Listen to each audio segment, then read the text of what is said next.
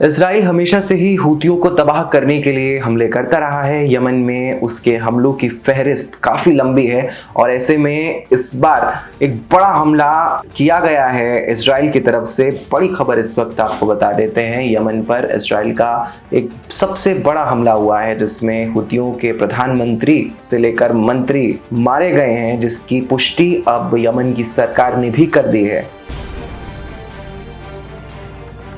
तो इजराइल ने यमन पर अब तक का सबसे बड़ा हमला किया है, जिसमें हूती विद्रोहियों के पीएम अल रहावी समेत जितने भी मंत्री थे सब मारे गए हैं और जानकारी के मुताबिक ये सभी एक ही इमारत में मौजूद थे।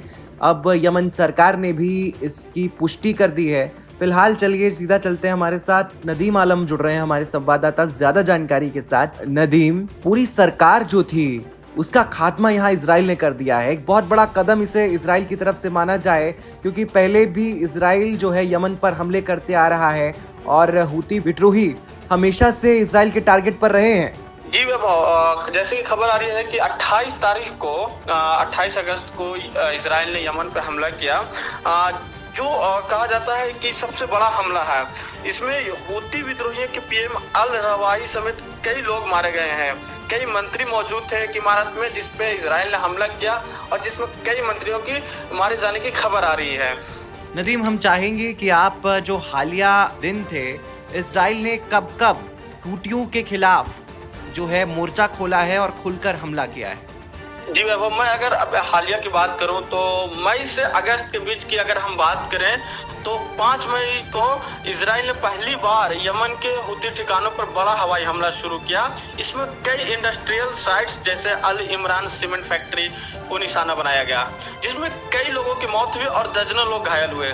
उसके बाद 6 मई को सना अंतर्राष्ट्रीय हवाई अड्डे पर भी हमला किया, जिसमें एयरबेस और डिपार्चर हॉल को नुकसान पहुंचाया गया। इसके बाद 11 मई और 16 मई को इजराइल ने हूती नियंत्रण जो बंदरगाह थे, खास करके हुदैदी और सालिफ को निशाना बनाया।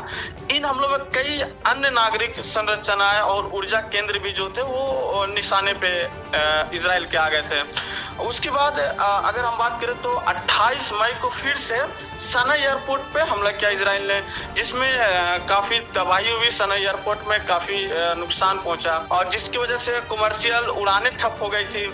इसके बाद 10 जून को भी इजरायली नेवी ने हुदैदी पोर्ट पर मिसाइल हमला किया।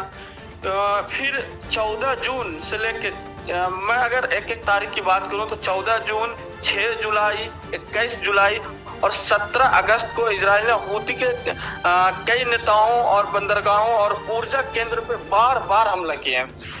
इसके बाद अगर आजकल की बात करें तो जो 24 अगस्त को जो हमला हुआ वो एक तीव्र हमला कहा जा रहा है, जिसमें सना के राष्ट्रपति भवन और फ्यूल डिपो और पावर प्लांट को टारगेट किया गया।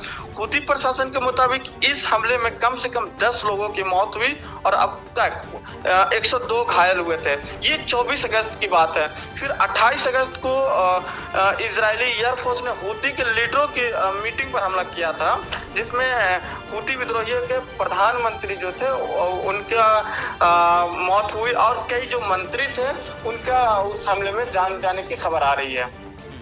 आपने हर तारीख का जिक्र किया और एक टाइमलाइन आपने बताई कि कब कब इजराइल ने, ये केवल 2025 की तारीखें हैं जिनका आपने जिक्र किया है। और फिलहाल ये जो हमला है जिसका जिक्र हम कर रहे हैं, जिसमें जो प्रधानमंत्री हैं और सारे मंत्री हैं वो मारे गए हैं, ये बड़ा हमला मारा जा रहा है क्योंकि जो शीर्ष होता है उस पर अगर इजराइल ने उसे तबाह किया है तो एक बहुत बड़ी उपलब्धि इसे माना जाएगा। फिलहाल बहुत बहुत शुक्रिया आपका नदीम, ये जानकारी हमें देने के लिए।